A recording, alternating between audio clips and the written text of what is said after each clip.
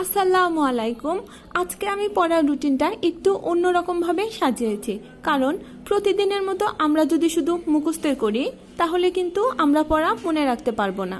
এর জন্য আমরা প্রতিদিন যা যা পড়ছি মাঝে মাঝে আমরা ওই টপিকসগুলো রিভাইজ করব।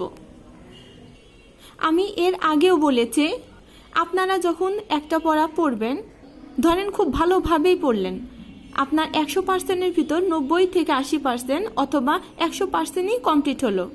তারপরও আপনি যখন কিছুদিন পরে ওই টপিকটা পড়তে যাবেন, দেখবেন 20 থেকে 30% মনে আছে, বাকি অংশটুকু মনে নেই। এটাই স্বাভাবিক। যেটা আপনার সাথে হচ্ছে, এটা বিসিএস ক্যাডার যারা হয়েছে তাদের সাথেও এমনটাই হয়েছে। তাই যেটা হয়েছে হবে, যেটাই প্রকৃতির নিয়ম, এই বিষয়টা নিয়ে ঘাবড়ানোর কোনোই কারণ নেই। আপনি আপনার মতো করে সর্বোচ্চ শক্তি দিয়ে পড়তে থাকুন। ইনশাল্লাহ আল্লাহ যদি চায় তাহলে ভালো কিছু হতে পারে। তো শুরু করছি আজকের ভিডিওটি। Turning point with Fahia YouTube চ্যানেলে আপনাদের স্বাগতম। এখানে আপনারা পাবেন job circular, job exam notice, job exam suggestion এবং জব প্রিপারেশন রিলেটেড বিভিন্ন ভিডিও। বাংলা আজকে আমরা পড়ব। আমরা বিগত দিনগুলোতে বাংলার জন্য যেই টপিকসগুলো পড়েছি সব আমরা আজকে রিভাইজ করব। আমাদের প্রাচীন যুগ, মধ্যযুগ পড়া শেষ, 11 জন কবি সাহিত্যিক পড়া শেষ, পঞ্চপাণ্ডব সহ মুক্তিযুদ্ধ, ভাষা আন্দোলন বিষয়ক নাটক, গল্প, উপন্যাস এগুলো পড়া হয়েছে। আমরা সবগুলোই আজকে রিভাইজ করব। যেহেতু বাংলা অনেক পড়া, এর জন্য আপনারা আজ সন্ধ্যা থেকে বাংলা পড়া শুরু করবেন। ইংরেজিটা আগামীকাল সকালে পড়বেন এবং আগামীকাল দুপুরে অঙ্ক অংশটুকু পড়বেন।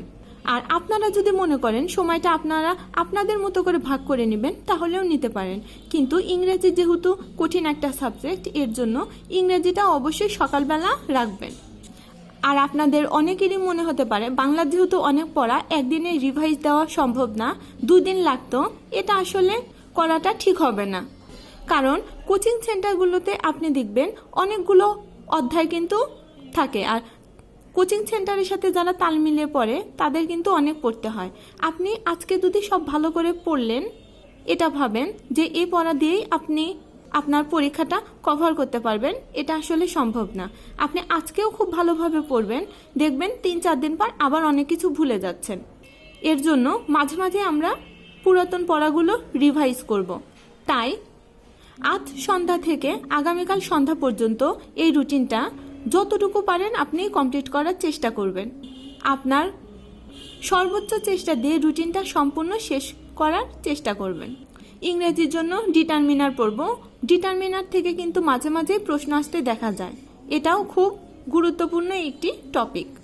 গণিত, শতকরা।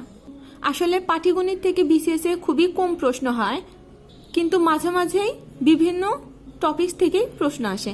এর জন্য কোন টপিকসটা খুবই গুরুত্বপূর্ণ, কোন টপিকসটা কম গুরুত্বপূর্ণ, এটা বলাটা খুবই কঠিন। আর শতকরার অঙ্ক একটার সাথে আর একটা কিন্তু অনেকটাই রিলেটেড। এর জন্য আপনি যদি বেসিকটা ঠিক করেন এবং কয়েকটি সহজ অঙ্ক থেকে শুরু করেন অঙ্ক করা, দেখবেন কঠিন অঙ্কগুলো একটু চেষ্টা করলেই পেরে যাবেন। আর শতকরার অঙ্ক করানোর সময় আমাদের শিক্ষক আমাদের কিছু পরামর্শ দিয়েছিল, এখন আমি সেই কথাগুলোই আপনাদের বলবো। স্যার আমাদের বলেছিল, আপনাদের সাধারণত ক্রয় মূল্য এবং বিক্রয় মূল্য নিয়ে সমস্যা হয়। চোখ বন্ধ করে আপনারা সবসময়ই মনে রাখবেন যে ক্রয় মূল্য সবসময় 100 ধরতে হয়। পার্সেন্ট চিহ্নটার মানে 1/100, আর শতকরা শব্দটা যেখানে থাকবে সেখানে 100%। পার্সেন্ট মানে 100। এটা অনেক স্টুডেন্টরাই ভুল করে। এর জন্য স্যার আমাদের এই অধ্যায়টা করতে এই 2টা বিষয় মনে রাখতে বলেছে। ভিডিওটি দেখার জন্য ধন্যবাদ। ভিডিওটি ভালো লাগলে আমার ভিডিওতে লাইক দিয়ে প্লিজ চ্যানেলটা সাবস্ক্রাইব করবেন। আল্লাহ হাফেজ।